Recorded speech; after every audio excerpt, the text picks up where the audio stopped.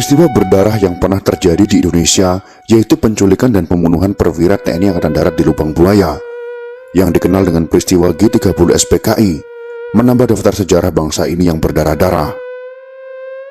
Kejamnya PKI dalam melakukan gerakan membuat rakyat marah besar pasca peristiwa tersebut. Banyak orang yang mengatakan dalam tulisan ataupun video yang mengatakan bahwa ini semua tidak ada hubungannya dengan PKI. Ini hanya masalah internal TNI Angkatan Darat. Mereka berusaha membersihkan nama PKI agar mungkin bisa bangkit kembali. Akan tetapi PKI sudah bangkrut dan sudah tidak cocok lagi dengan zaman modern seperti saat ini. Untuk mengetahui jejak PKI, kita jangan terpaku pada peristiwa G30 SPKI saja, tapi kita harus melihat jauh ke belakang. Dalam video ini, kami akan mengulas kondisi dan keadaan Indonesia, bahkan peristiwa yang terjadi sebelum para jenderal TNI Angkatan Darat tersebut dibunuh. Mari kita simak videonya.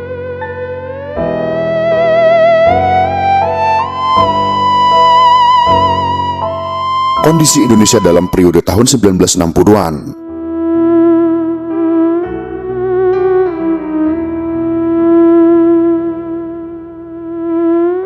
Pemilihan umum pertama yang dilakukan Republik Indonesia pada tahun 1955 memberikan hasil yang amat mempengaruhi bangsa dalam tahun 1960-an. Khususnya keberhasilan PKI menjadi pemenang keempat di belakang PNI, Masyumi, dan Nahdlatul Ulama. Ini mengherankan, karena pada bulan September tahun 1948, PKI melakukan pengkhianatan terhadap perjuangan kemerdekaan bangsa Indonesia dengan melakukan pemberontakan di Madiun yang meluas ke Jawa Timur dan Jawa Tengah ketika Republik Indonesia saat itu mendapat serangan dari Belanda. Akan tetapi tujuan pemberontakan merebut pimpinan Republik Indonesia sebagai misi musuh yang baru kembali dari Uni Soviet tidak tercapai. Tentara Nasional Indonesia bersama rakyat berhasil mengalahkan PKI dan pendukungnya dalam 2 bulan. Namun ada pasukan PKI yang lolos dari penghancuran oleh TNI dan lari masuk ke daerah pendudukan Belanda. Dalam perang kemerdekaan kedua yang berkobar setelah agresi Belanda pada tanggal 19 Desember tahun 1948, pasukan-pasukan PKI yang lolos itu turut melawan Belanda. Oleh sebab itu, Kolonel Gatot Subroto sebagai pimpinan perlawanan di Jawa Tengah merehabilitasi anggota pasukan PKI tersebut. Maka pada tahun 1950, kita jumpa pasukan Maladi Yusuf yang merupakan inti pasukan PKI dalam pemberontakan Madiun. Juga pasukan Dikdo yang melawan Batalion Divisi Siliwangi di Wonogiri. Maka PKI pun lolos dari penghancuran total ketika mengkhianati perjuangan kemerdekaan. Tetapi rehabilitasi itu tidak menghilangkan kecurigaan dan kebencian rakyat yang timbul karena tindakan dan perilakunya ketika dalam pemberontakan Madiun, PKI membunuh banyak orang dan pejabat Republik Indonesia, khususnya umat Islam. Kecurigaan itu meningkat ketika PKI kembali sebagai organisasi yang sah, apalagi setelah menjadi pemenang keempat pada pemilu tahun 1955. Dengan bantuan induknya di Uni Soviet dan Republik Rakyat Tiongkok, pimpinan PKI makin memperbesar peran partainya dengan membentuk organisasi di semua daerah dan aspek kehidupan masyarakat. Sopsi di perburuan, BTI di pertanian, Sarbupri di kalangan perkebunan, SBKA di organisasi kereta api, CGMI di kalangan mahasiswa, dan lain sebagainya. Dalam perang dingin yang sedang berkecamuk di dunia, Uni Soviet amat berkepentingan Indonesia berada di pihaknya. Sebab itu Uni Soviet membantu PKI secara besar-besaran. Sesuai dengan sifatnya, PKI membentuk badan yang tugasnya menginfiltrasi organisasi lain dan mempengaruhi anggotanya agar mereka senang dan memihak menjadi simpatisan PKI. Dengan cara itu, PKI berhasil menjadi organisasi komunis terbesar di dunia, di luar Uni Soviet dan Republik Rakyat Tiongkok. Inilah yang memungkinkan PKI menjadi pemenang keempat pemilu pada tahun 1955. Bersamaan dengan itu terjadi perubahan pada sikap Presiden Soekarno. Pada tahun 1948, ketika PKI berontak, Bung Karno dengan tegas menantangnya dengan menyerukan kepada rakyat untuk memilih antara Bung Karno atau PKI. Akan tetapi setelah 1950, ketika PKI makin kuat, ditambah oleh seringnya kunjungan Bung Karno ke Moskow, beliau tak lagi menganggap PKI sebagai masalah bagi Indonesia. Sebaliknya malah menjadikannya faktor yang memperkuat perjuangan bangsa. Bung Karno sejak tahun 1956 mengembangkan konsep politik Nasakom, yaitu nasionalis, agama, dan komunis, dan tidak memperhatikan bahwa hal itu tidak sesuai dengan dasar negara Pancasila yang beliau sendiri sumbangkan kepada negara Republik Indonesia ketika kemerdekaan bangsa Indonesia diproklamasikan pada tahun 1945. Perubahan sikap Bung Karno besar sekali pengaruhnya terhadap kondisi dan perkembangan bangsa waktu itu. Penempatan PKI sebagai salah satu kekuatan utama dalam perjuangan bangsa menjadikannya peserta dalam kabinet pemerintah. Hal ini menjadikan PKI dan organisasi bawahannya makin berani menunjukkan dirinya menjadi sombong dan arogan. Kalau ada pihak lain yang kurang cocok dengan sikapnya, ia menghadapi mereka dengan kekuatan fisik. Tidak jarang terjadi perkelahian antara PKI dengan pihak yang menentangnya, terutama umat Islam. Indonesia makin diliputi suasana pertentangan dan konflik karena PKI makin mau menang sendiri. Kondisi saat itu menyerupai keadaan tahun 1948 sebelum pemberontakan di Madiun meletus. Bedanya adalah PKI sekarang dibela oleh Bung Karno. Pengaruh Perang Dingin. Di dunia internasional, Perang Dingin semakin seru, sekalipun kedua pihak yang berlawanan menjaga agar tidak terjadi eskalasi ke perang panas terbuka. Kemajuan dan kemenangan Vietnam Utara yang komunis atas Vietnam Selatan yang didukung sepenuhnya oleh Amerika Serikat makin menjadi kenyataan. Timbul pikiran bahwa setelah Vietnam runtuh sesuai teori domino, akan jatuh pula Thailand, Filipina, dan Malaysia. Maka secara strategis Indonesia menjadi makin penting bagi kedua pihak. Masing-masing amat berkepentingan agar Republik Indonesia berpihak dan meninggalkan politik luar negerinya yang bebas dan aktif. Politik luar negeri bebas aktif menjadi sikap tegas Indonesia sejak tahun 1948 sesuai dengan dasar negara Republik Indonesia yaitu Pancasila. Dengan sikap itu, Indonesia dapat melaksanakan semua ketetapan Undang-Undang Dasar 1945 dan mencapai tujuan nasionalnya, menghadapi dunia internasional yang makin keruh akibat Perang Dingin antara blok Barat dan blok komunis. Dalam keadaan itu, terjadi pergulatan intelijen di Indonesia. Dari pihak Amerika Serikat, CIA makin giat dan aktif bergerak. Demikian pula KGB dari Uni Soviet dan intelijen Cina. Pada tahun 1958, CIA berhasil mempengaruhi kaum militer dan politik di Sumatera dan Sulawesi untuk melawan pemerintahan pusat Negara Kesatuan Republik Indonesia yang dituduh makin dikuasai kaum komunis. Terjadilah pemberontakan PRRI Permesta yang mendapat dukungan senjata, peralatan, personil dari pemerintah Amerika Serikat. Akan tetapi pemberontakan itu digagalkan TNI yang membela keutuhan Negara Kesatuan Republik Indonesia. Kegagalan pemberontakan itu justru memperkuat posisi PKI. Partai-partai politik yang anggotanya ada yang mendukung PRRI Permesta dibubarkan dan dilarang, yaitu Masyumi dan PSI. Hal ini memungkinkan PKI makin dekat dengan Presiden Soekarno dan mewujudkan kehendaknya. PNI yang dikenal sebagai partai basis Bung Karno tak dapat mengimbangi kiprah PKI. Malahan suatu saat, Bung Karno mengatakan bahwa PNI kalah dinamis revolusioner dari PKI. Keunggulan Uni Soviet tampak ketika melengkapi Indonesia dengan alat dan persenjataan yang menjadikan TNI kekuatan militer terkuat di Asia Tenggara, baik di darat, laut maupun udara. Dengan kekuatan itu, Republik Indonesia dapat merebut wilayah Irian Barat yang sekarang menjadi Papua dari kekuatan Belanda yang sejak berakhirnya konferensi Meja Bundar belum mau menyerahkan wilayah itu kepada Indonesia.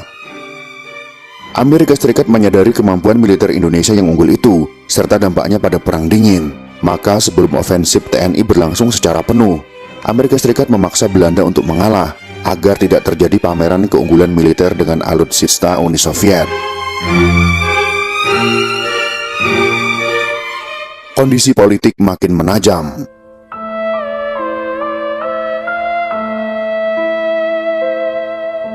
Setelah keberhasilan Indonesia mengatasi Belanda soal Irian Barat, Presiden Soekarno bukannya mengadakan konsolidasi ke dalam dan memperbaiki kondisi ekonomi yang jauh dari baik, melainkan melakukan konfrontasi terhadap Malaysia. Hal ini memberikan keuntungan untuk PKI yang berlipat. Pertama, Pulau Jawa makin kosong dari pasukan TNI, memungkinkan PKI memperkuat posisinya di daerah yang amat menentukan untuk perebutan kekuasaan negara. Kedua, ekonomi nasional yang makin tertekan karena harus mendukung konfrontasi menyebabkan kemiskinan makin memburuk, suatu kondisi yang sangat menguntungkan PKI. Maka pada tahun 1960-an, PKI makin agresif dalam usahanya menguasai Indonesia. Namun ia sadar bahwa usaha itu menghadapi rintangan berat karena TNI, khususnya TNI Angkatan Darat, tidak akan rela Indonesia dikuasai kaum komunis. PKI pun berhasil menginfiltrasi beberapa pasukan di Jawa Tengah, tetapi mayoritas kekuatan TNI Angkatan Darat masih setia kepada Pancasila. Berkali-kali Presiden Soekarno menegur pimpinan TNI Angkatan Darat yang beliau nilai kurang tegas, mendukung konsep Nasakom, dan menyebut TNI Angkatan Darat komunistofobi. Namun sikap pimpinan TNI Angkatan Darat timbul dari pendapat yang bukannya tidak mau patuh dan taat kepada pimpinan Presiden. Tapi TNI Angkatan Darat berpendapat harus melaksanakan Sabta Marga yang sejak tahun 1952 dengan persetujuan Presiden Soekarno menjadi pedoman sikap TNI seluruhnya. Dalam Sabta Marga ke-1 mengatakan bahwa para anggota TNI adalah warga negara Kesatuan Republik Indonesia yang bersendikan Pancasila. Sabta Marga kedua menegaskan bahwa anggota TNI adalah patriot Indonesia, pendukung serta pembela ideologi negara yang bertanggung jawab dan tidak kenal menyerah. Oleh karena itu, bagi TNI Angkatan Darat, sukar sekali kalau diminta mendukung konsep politik Nasakom. Akan tetapi itu tidak mengurangi kepatuhannya kepada Presiden Soekarno. Maka bagi PKI dan pendukungnya di Uni Soviet dan RRT, jelas bahwa usaha untuk menguasai Indonesia menghadapi tantangan berat dari mayoritas TNI Angkatan Darat dan para pendukung Pancasila. Masalah lain yang rumit adalah bahwa posisi PKI sangat tergantung kepada Presiden Soekarno. Selama beliau ada, perwujudan ambisi PKI aman dari tindakan TNI Angkatan Darat. Padahal mulai tampak adanya masalah yang bersangkutan dengan kesehatan beliau. Tim dokter yang dikirim oleh Republik Rakyat Tiongkok menemukan hal-hal yang cukup mengkhawatirkan. Rupanya dua hal itu amat mempengaruhi perkembangan keadaan dan pengambilan keputusan pimpinan PKI dan Moskow serta Beijing. Harus ada tindakan penentuan sebelum Presiden Soekarno tidak mampu lagi menguasai pimpinan Republik Indonesia. Maka gerak intelijen adalah makin menimbulkan kekacauan dalam masyarakat untuk mendukung perebutan kekuasaan. Juga unsur-unsur TNI yang memihak PKI makin diperkuat dan dipersiapkan untuk melakukan pemukulan. Adalah jelas bahwa perebutan kekuasaan memerlukan tindakan militer. PKI juga mengusulkan kepada Presiden Soekarno untuk membentuk Angkatan Kelima yang terdiri dari kaum buruh dan petani. Presiden Soekarno mengadakan perubahan penting dalam kepemimpinan TNI dan kepolisian. Setiap angkatan dan Polri menjadi kementerian tersendiri yang masing-masing langsung di bawah Presiden. Maka ada Menteri TNI Angkatan Darat yang sekaligus menjadi Panglima TNI Angkatan Darat. Demikian pula untuk TNI Angkatan Laut, TNI Angkatan Udara, dan Polri. Maka dengan sendirinya Kementerian Pertahanan hilang fungsinya, baik fungsi administrasi maupun fungsi mengintegrasikan kekuatan operasional militer. Dari sudut intelijen dan politik angkatan yang berdiri sendiri dapat diadu domba satu sama lain sehingga menihilkan TNI. Usulan PKI disetujui Presiden Soekarno membentuk Angkatan Kelima yang terdiri dari kalangan buruh dan tani dengan persenjataan yang akan didapat dari Republik Rakyat Tiongkok. Satu usul yang jelas hendak memperlemah posisi TNI Angkatan Darat. Demo unsur PKI terhadap Kedutaan Besar Inggris disertai gerakan dalam gedung menemukan dokumen yang dinamakan dokumen Gilchrist. Dalam dokumen itu disebut adanya Local Army Friends yang berpihak pada Inggris Amerika Serikat sine Kolim.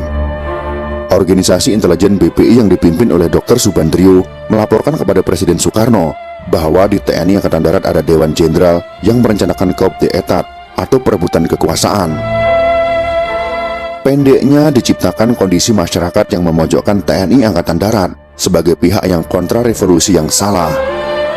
Sebab kemudian terbukti bahwa yang disebut dokumen Gilchrist adalah buatan KGB, intelijen Uni Soviet, dan dewan yang ada di TNI Angkatan Darat adalah Dewan Jabatan dan Kepangkatan, yaitu dewan-dewan yang mengurus kenaikan jabatan dan pangkat perwira menengah pilihan dan perwira tinggi. Hal ini dilaporkan oleh Jenderal Ahmad Yani sebagai Menpangat kepada Presiden Soekarno.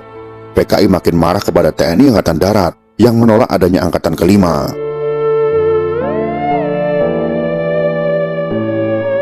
Kondisi Indonesia pada tahun 1964 sudah penuh ketegangan yang amat terasa dan makin nampak dan jelas terasa gerakan PKI dan badan-badan yang dikendalikannya. Banyak terjadi gontokan-gontokan antara organisasi di bawah PKI dengan badan-badan lain yang dinilai melawan PKI. Kondisi ekonomi makin parah, seperti makin sukar mendapatkan bahan makanan seperti beras dan harganya makin meningkat. Jalan-jalan antar kota makin rusak dan tidak terawat. Kesemuanya itu membuat kondisi masyarakat semakin tegang.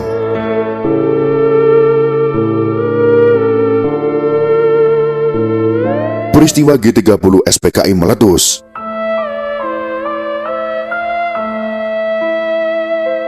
Pada tanggal 1 Oktober tahun 1965, bangsa Indonesia dikejutkan oleh tayangan TVRI yang menyiarkan pengumuman Dewan Jenderal, satu badan yang tidak ada sebelumnya. Kemudian adanya berita tentang diambil atau diculiknya Menteri Pangat Letnan Jenderal Ahmad Yani beserta 5 orang pembantunya, yaitu Deputi Administrasi Angkatan Darat Mayor Jenderal Suprapto, Deputi Khusus Angkatan Darat Mayor Jenderal MT Haryono, Asisten Intelijen Angkatan Darat Mayor Jenderal S. Parman, Asisten Logistik Angkatan Darat Brigadir Jenderal Panjaitan, dan Inspektur Kehakiman Brigadir Jenderal Sutoyo. Usaha untuk mengambil Jenderal Abdul Haris Nasution gagal karena tindakan heroik dan cerdik Letnan 1 Korps Zeni Pierre Tendean dengan mengatakan kepada para penculik bahwa dialah Jenderal Nasution dan ia dibawa para penculik. Saya Nasution. Semuanya dibunuh oleh para penculik, ada yang dibunuh di rumahnya dan ada yang dibunuh di lubang buaya. Ternyata pasukan yang menculik berasal dari pasukan Cakrabirawa, pasukan pengawal presiden. Adalah batalion di bawah pimpinan Letkol Untung yang menjadi induk pasukan-pasukan penculik.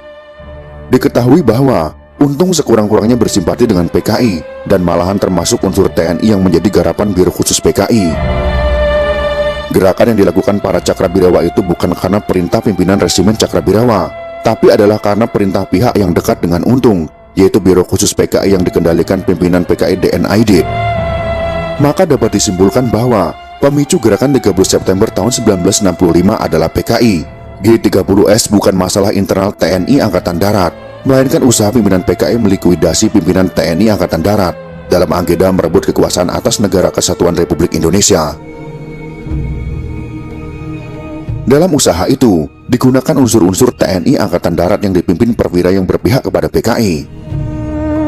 Kalau kemudian ada pendapat bahwa G30S merupakan masalah internal Angkatan Darat dan PKI menjadi korban dalam penyelesaian masalah itu, maka itu jelas merupakan usaha untuk menyelamatkan PKI.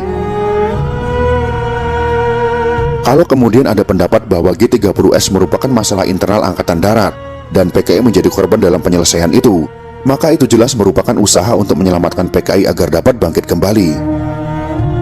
Seperti ketika di tahun 1950, ada pemutarbalikan fakta pemberontakan Madiun dengan mengatakan bahwa peristiwa Madiun September tahun 1948 adalah provokasi Kabinet Hatta. Adalah kenyataan bahwa sekarang dalam alam reformasi berkembang kehidupan masyarakat yang serba liberal. Kondisi itu dimanfaatkan kalangan yang mendukung PKI untuk dapat bangkit kembali. Beberapa tindakan pemerintah Republik Indonesia yang dilakukan setelah terjadi G30S PKI tentu ada yang kurang benar, seperti penindakan terhadap pihak yang dicurigai terhadap PKI tanpa ada penyelesaian hukum. Hal-hal itu sekarang digunakan untuk memojokkan pemerintah Republik Indonesia dan pihak-pihak pembela Pancasila untuk membuka jalan bagi bangkitnya PKI atau komunis gaya baru. Itulah sekelumit pembahasan tentang peristiwa ataupun keadaan politik Indonesia sebelum G30S PKI terjadi. Semoga informasi ini bisa bermanfaat untuk kita semua. Jika kalian suka dengan video ini, silakan berikan jempol ke atas. Dan jika kalian menganggap video ini bermanfaat, maka bagikanlah untuk teman-teman Anda yang lain. Terima kasih sudah menonton.